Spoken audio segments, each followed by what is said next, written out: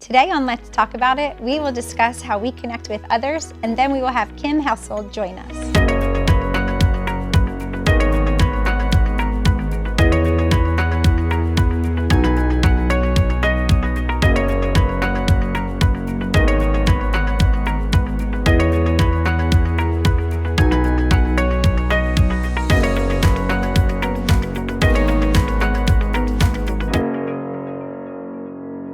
When you hear the word correction, do you immediately think, ouch, or feel something negative? What if we could change that narrative and begin to see correction as something good? The Bible tells us that the Lord corrects those He loves. So if I'm being corrected, it actually means I'm being loved by my Father. Now, I know it's not always a pleasant feeling at first, but if we hold on to the hope of the fruit that it produces, I can confidently say it's worth it. I recently read Psalm 141:5 in the Passion Translation, and it deeply impacted me. When one of your godly ones corrects me or one of your faithful ones rebukes me, I will accept it as an honor I cannot refuse. It will be like healing medicine that I swallow without an offended heart. And if they are mistaken, I will continue to pray. Healing medicine swallowed without an offended heart? Just let that sink in. What I hear in that is this: correction is actually good for me as long as my heart stays open and free from offense. Proverbs 10:17 says, "He who keeps instruction is in the way of life, but he who refuses correction goes astray." I don't know about you, but I never want to be astray from my Father. I want to be close to Him and right in His will, near His heart, hearing His voice and experiencing His love, so I can reflect His character to others. Lately, throughout so many different scriptures, I've noticed a consistent theme: correction. And what I love is how God brings it to us so gently, so faithfully. It's not harsh, it's not condemning, it's steady and full of love, reminding me that He cares enough to guide me when I need it. I'm also incredibly thankful for a few special people in my life who can speak hard truths with love.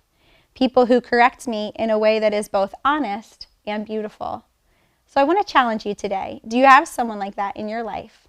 Someone you can truly listen to because you trust their heart, that they love you deeply and only want the best for you. And when they speak something that doesn't sit well at first, can you lean in and just listen anyway? I know it isn't always easy. I think about this a lot in parenting. I set rules and boundaries for my children, not to restrict them, but because I love them. And there's actually so much freedom within those boundaries. I've spent years praying, asking the Lord to help me lead them well and create safety and guidance in their lives. When my children are doing something unsafe or not in their best interests, I correct them because that's my heart as their parent, and that reflects the Father's heart towards us. So I encourage you today, keep your heart open, invite God to speak, ask Him if there's anything in your life that needs adjusting. And if you have one or two trusted, Jesus-loving people who can speak into your life, ask yourself honestly, can you receive it or do you get offended? It might take a moment to process, and that's okay. But if you step back and remember the heart behind the correction, it could become one of the greatest gifts in your life. We are just three ladies, all with big opinions, always backed by a biblical standpoint. Let's talk about it. This segment is brought to you by Harry's Construction, whose motto is, "If you can dream it, we can create it."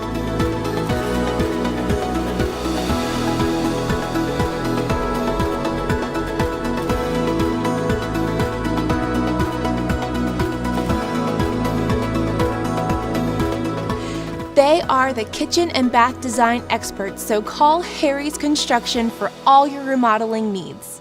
All right, ladies. Well, this is a fun topic. We're going to discuss what's it like connecting with others.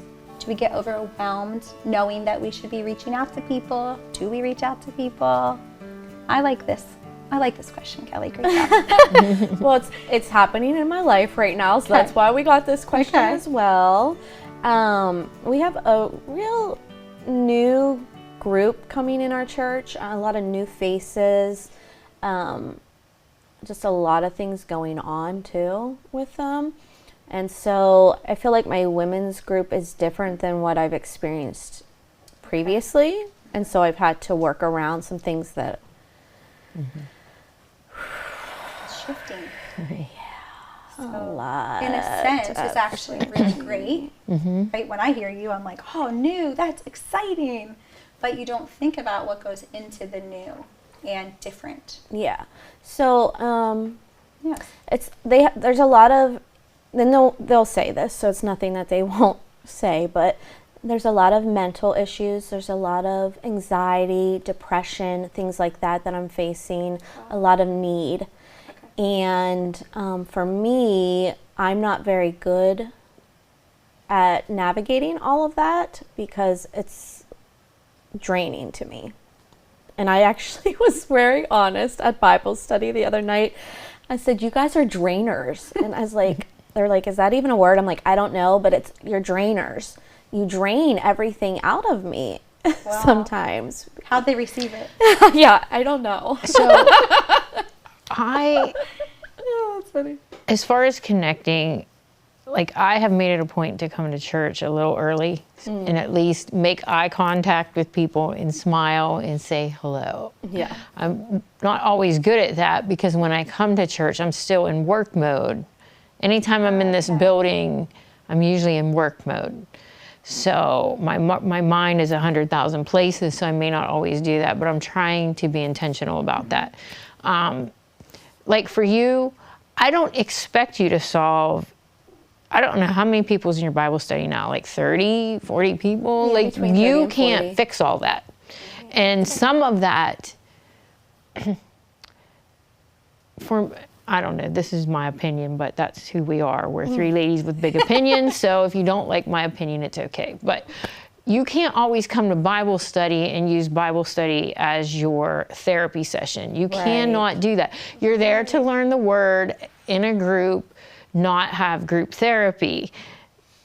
And so one person cannot stand in front of the class and try to fix this problem, this problem, this problem, this problem. Yeah. And I connected with a neighbor, and there's some stuff, you know, and I love her. She's a great person. And but I know my limitations, you know, like I know that some things just require professionals, some things require. Yes, absolutely. So I said, hey, listen, I know they have Titus 2 over at Wright and they do this Beyond Survival. It's a healing ministry. And it seems to me like you have a lot of healing that needs to take place, and you need a place to just dump all that and listen to other women that are going through the same exact thing. And I think that would be a great place for you. And I gave her the number, and I thought, she's never going to call. Guess what? She called. Oh, thank you, Jesus. 2 minutes after I got off the phone, because I called to say, hey, I'm going to refer somebody over to you, and this is her name. I sent her to you. I think you guys would be a good fit for her. And they say, yeah, she just called. And I'm like, yes, that's what we need to be doing. Yes. We cannot fix all this stuff. Like, absolutely cannot fix all these people and all this stuff. We can still love them and be their friends and all the good things. Yeah, like even when I said like you're drainers, I said I'm saying this with love. Right. Yes. I specifically call out your names almost daily. I pray for you. Like I will call out names. I will pray for you. If you need something and you call me, I will answer and I will be there.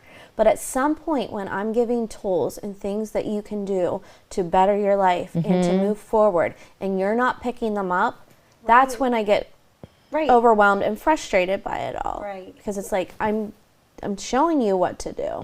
But one of the questions that I asked them specifically is, how much do you need from me and my women's team to connect with you? Like on a one-on-one. Expectations are huge. Yeah. Because I'm not going to be the person that's going to reach out to you daily. No, that's why you need a good friends group. Right. So I need to know, like, what are you expecting? Because one of the feedbacks that I was hearing was, like, they feel like they can't get into groups at our church, that there was some cliques going on, that there wasn't just a way to get in with people. And I said, one thing you have to know is that we're all in different spaces of life.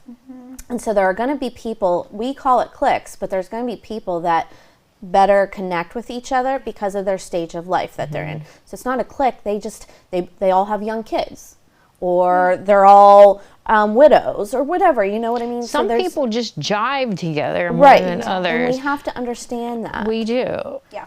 And we do. And I was very honest, like, if you're a person that always is looking for more, and you look sad and down all the time, grumpy all the time, how many people do you think are going to want to connect with you? Let's get real. Like, Right. if I see you, like those two girls I had at my Bible study, they had these big, bright smiles on my face. It was like I was immediately drawn to them. Oh, I want to know who you are. I want to know about you. You look so fun.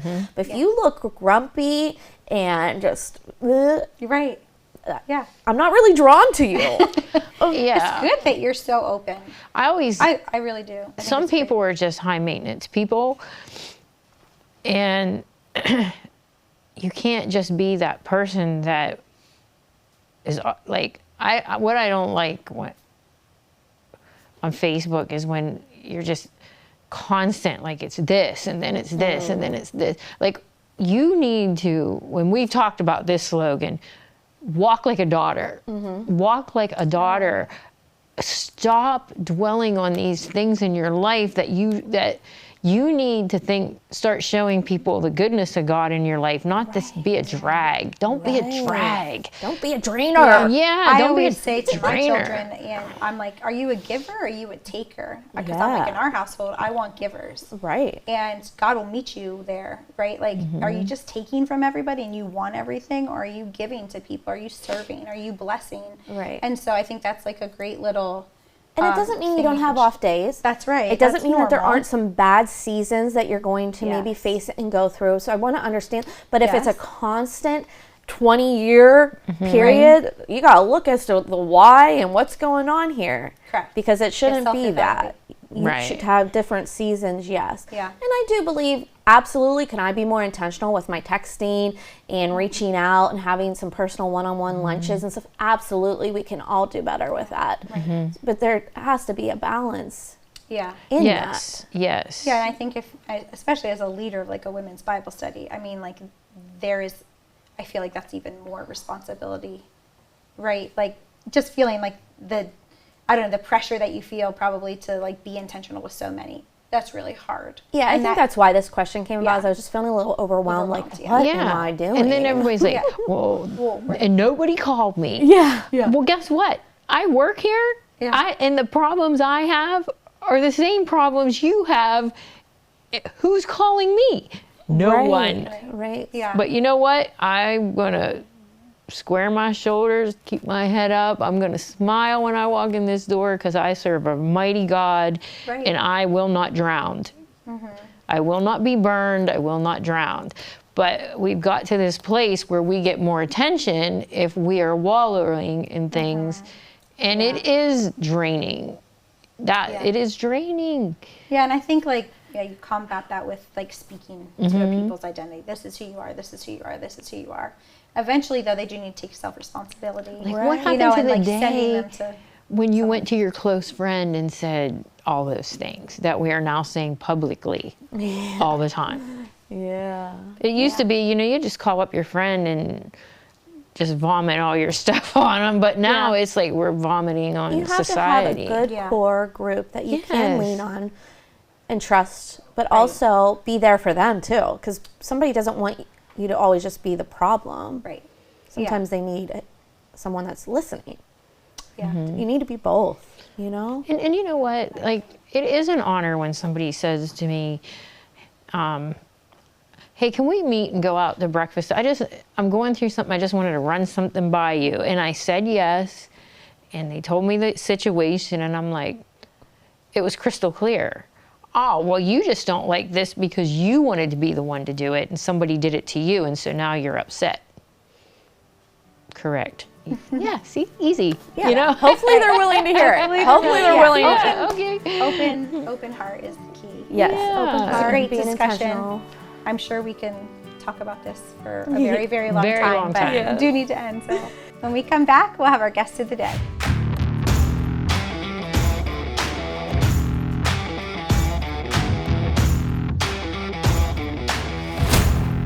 Impact Productions, a multi-layer technology company providing on-site, online, and in-studio video services.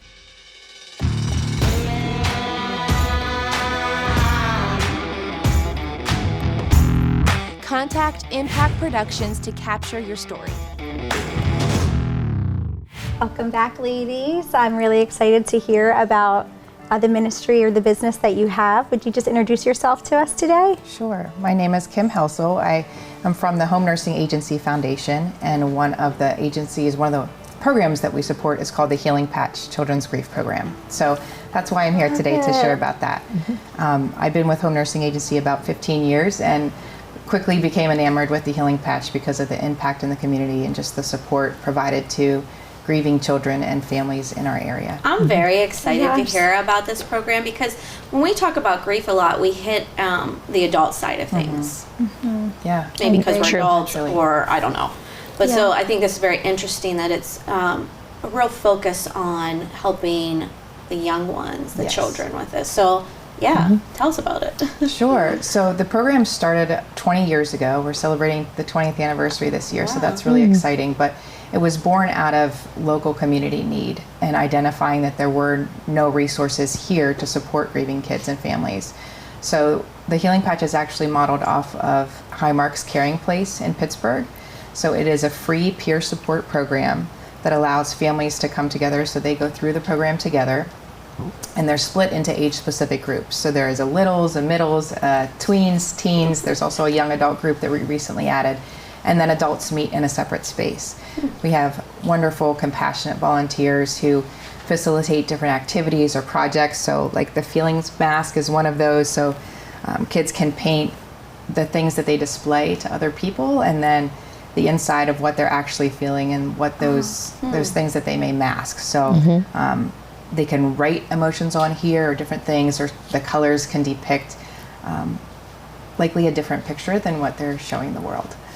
And when they do that with someone else who is also grieving the loss of a loved one, it just allows them to connect and find that they are not alone. That is such a huge part of grief, that people just feel really isolated, and kids are no different. I love that. So that's a big part of the program. Another aspect is called Patch Club in-school groups. So if families can't come to our center in Altoona, we provide in-school services. So very similar activities, 6 sessions typically provided on a weekly or bi-weekly basis for staff and volunteers to co-facilitate with someone from the school. So again, just bringing together those kids who have gone through similar circumstances or emotions and allowing them the opportunity to connect. So maybe a classmate that they sat next to and never realized that they were also going through a grief journey. So is this in the Altoona school districts? We don't offer that very much, the patch clubs in Altoona. It just depends on need. So we've done about 12 groups in Blair and Cambria counties so far this year. And I know there have been groups in Altoona in the past. I'm not sure if there are right at the moment. But typically it's more schools out of the area or kids that it would be harder for the family unit to get to the center. But we have families coming from Blair, Cambria, Bedford, Huntington, and Somerset counties to the center in Altoona. So it's really a regional program and open to anybody that is in need of it. So if there were a student that passed away in a school, would you just encourage everyone to come to your center, or is that something that you would then go into the schools? I guess that's what I was thinking when you said, are they in the I wasn't school? even thinking of like a student. I was passing. thinking of like a student passing away, and then there's an entire school, that all had interactions with that. Right. So Is there our something? Healing Patch staff will typically go and have really great conversations and relationships with the school counselors. So we're often the first call and place that counselors recommend whenever they know that students have gone through a loss. So they use our program as a resource in that kind of instance, but we're typically not getting large student bodies coming through the center. It's more familial losses typically. But certainly we do a lot in the school districts. We have a grief education in the classroom program for usually 7th or 8th graders, and providing typically in a health class kind of environment, just a one-time lesson basically on the basics of grief. And the developmental stages of grief and how it is a unique journey for everybody based on their experience, their relationship with the person, and just kind of helping them to show a little empathy and to understand a loss that may not be a big deal to one person is a really big deal in someone else's life. So just providing that awareness and how to support a friend who's grieving. Right, because I could see this from both sides, like not only the person who is grieving, but those who are surrounding them that might not understand it, but go to school with them or their peers to understand how to better interact with someone that's going through that. Exactly. What to say, what not to say, you know? Because even adults say the wrong things. Yes. Things that we are well-meaning and well-intended, but as a person who is hurting, it's not always received well. So That's huge. it's just a lot of education and awareness and providing support for people who are directly impacted. Interesting. And is this more a volunteer-based program or like you're on staff? I am, and I'm on the kind of the periphery of the program, so I do a lot of the fundraising efforts, and then we have 2 staff who are actually part of the Healing Patch program, and many volunteers who bring the program to life. There are 2 different groups that run simultaneously. Each of those meets 2 evenings a month throughout the school year. So it is primarily driven by volunteers, but we have 2 staff who coordinate everything, who do a lot of the outreach and education, and the So anyone groups. watching, if they were interested, how would they connect to this program? So a great way to keep updated is the Healing Patch Children's Grief Program Facebook page. Lots of photos and updates shared there. There's also an Instagram page. It's healing_patch. Our website, homenursingagency.com, has a lot of just general information about the program, also some helpful handouts about how to talk to children about death and dying, or how to involve them in funerals, or how not to. Specifically, how to help children who have lost someone to drug overdose. So a lot of different educational resources. But volunteers are really the driving force of the program. That's awesome. You know, I love this because for some reason my mind is always on adults are dealing with this grief, and that's just not always the case. No. Yeah.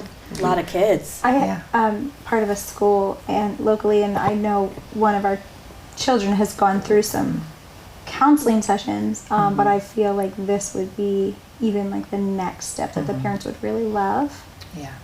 Just because like the behavior will flare up, and it's oftentimes just like missing. I feel like this is a good early intervention, because sometimes we do nothing, and then a couple years down the road you have this child that never really dealt with their grief properly, and you have so many issues and hurts that have then taken root, and this is like an early intervention. That's what I see it as, an early intervention. Just some stats. 1 in 11 Pennsylvania children will lose a parent or sibling to death by age 18. And that number more than doubles by age 25. So the stats for Blair County are right on track with that. Cambria County, it's a little more significant, especially with parental loss. But when we don't address that childhood grief and trauma, there are serious implications for the rest of their lives. You know, poor academic performance, mental health issues, early mortality. So really serious things that without the support at the right time can impact a child for the rest of their life. For sure. Isn't that just, It's astounding. And But it makes so much sense. It does. When you stop. But it's like one of those things where like, oh, it's just not really like in our, I don't know, like conversations. Yeah, it's like an aha moment. Like, well, I know. It's something that should be discussed with younger kids, because they are dealing with it, whether it's immediate family or a friend that's dealing. And if we don't know how to deal with it, how do we expect them to know Exactly. how to deal with that grief? I like that you're both like proactive and reactive, right? So you can go into the classrooms, you can go in and teach the vocabulary and teach like how to properly empathize with someone or sympathize. I guess it really does It depends on the person. and their situation. But then I like that you have the things set up already. And I have always known that art therapy is like, that's what you do primarily with young. Not necessarily. It really varies wildly from each different age group. The volunteers choose the activities each week. with what would connect to the kids, and just trying to provide a meaningful jumping off point for discussions.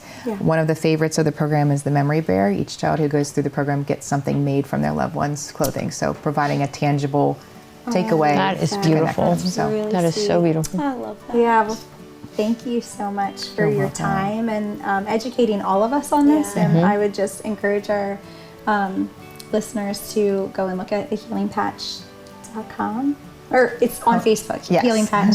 And when we come back, we'll have our scripture of the day. Made by Vogel is a father and son business that produces high-quality handmade wooden products such as cutting boards, bowls, bottle stoppers, and more.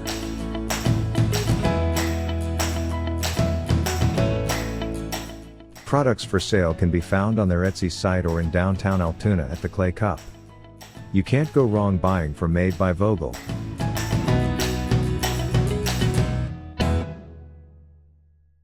Next time on Let's Talk About It, we will discuss jealousy, and then later we will have Jamie Heverly share a powerful testimony. I was in a car accident that paralyzed me about a year after I moved back home. I was 22 years old, and it was from drinking and driving. I was in a 6-week coma to let everything heal. I had a traumatic brain injury, collapsed lung, broken ribs, intracranial pressure, traumatic brain injury. All that and more on Let's Talk About It. I will remember the works of the Lord. Surely I will remember your wonders of old. Psalm 77:11. This word, remember, has been lingering in my spirit. It's so easy to hold on to the things that are negative, but it's so much more powerful and greater to remember the things that the Lord has done in our lives. I choose to remember that God saved me, that He chose me, that He is the one who gives and takes away, that He is the source of the breath in my lungs, or in our lungs. I choose today to remember all the things He has blessed me with. I choose to know that the power that raised Christ from the dead is the same power that lives within me. I remember how you took my husband from a life of darkness and delivered him and set him free. I recall you doing an absolute miracle with my brother, who was an addict and a big-time drug dealer, and is now a pastor and a man after your heart, living a beautiful life. I remember how you've provided over and over and over again, in the big and in the small. Today, I encourage you to make a list of things that you remember that only God, the God of the universe, has done for you, especially if life feels uncertain. Take some time to remember today what God has done for you. The same God that was faithful before is still working now. Let the memories of His goodness be your strength today. Until next time, let's talk about it.